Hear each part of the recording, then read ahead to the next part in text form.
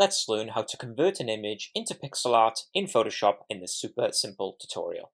With your image open in Photoshop, come to Window, Adjustments, scroll down in the Adjustments panel until you get to Posterize and click. This will add a Posterize layer. Double-click the icon to adjust. Play around with the levels until you're happy with the amount of colors used. So I'm going to set mine to around 5 or 6, but this will be dependent on the image that you use. When implementing this technique, try to pick an image that has a lot of contrasting color. Colors that blend together too much are not going to produce the best effects. Once your Posterize is set, go to Image, Image Size. Under Resample, set Nearest Neighbor Hard Edges, and now you're going to want to set your resolution very low. So let's start with 8. Use the percentage here to zoom in. So that's looking decent. I could try 8, I could try 16, I could go lower than this, let's try 4. And because this is a flat vector image, I could even go as low as 2. So that's giving me a very classic looking 8-bit feel. Once you're happy with the resolution and you've set the resample to Nearest Neighbor Hard Edges, press OK. The image will have massively downsized, so press Command or Control 0 to come back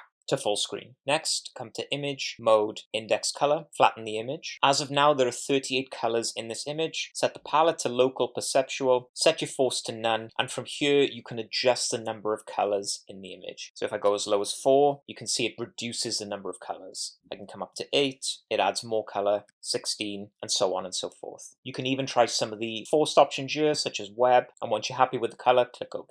I can now touch up this image using a combination of the hand tool to scroll, the eyedropper tool to select colors, and the pencil tool to fill in sections. So Command or Control Plus to zoom in, use the hand tool to scroll to certain areas. I can then use the eyedropper tool, hotkey I, to select a certain color. So let's select the black. And then if I select the pencil tool and I use open brackets or close brackets to make the pencil tool as small as possible, you can see now I can practically paint pixel by pixel. So with the black selected, I can now fill in this section and complete the thumb. So let's try another section. H for hand tool. Let's scroll across to the lips. I for eyedropper tool, select the black, and then B for pencil tool, and I can color this section in here accordingly. So touch up the image as much as you can, and then press Command or Control 0 to come back to full screen. Finally, let's get this ready for export. So come to Image Mode and switch it back to RGB color. Come to Image, Image Size. With the resample on, I'm now going to scale this back up to 72. Press OK. Command or Control 0 to full screen it.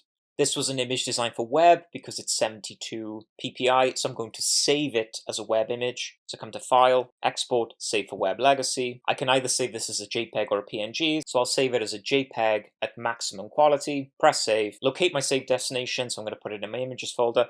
I'll call this popart_pixel. Press Save.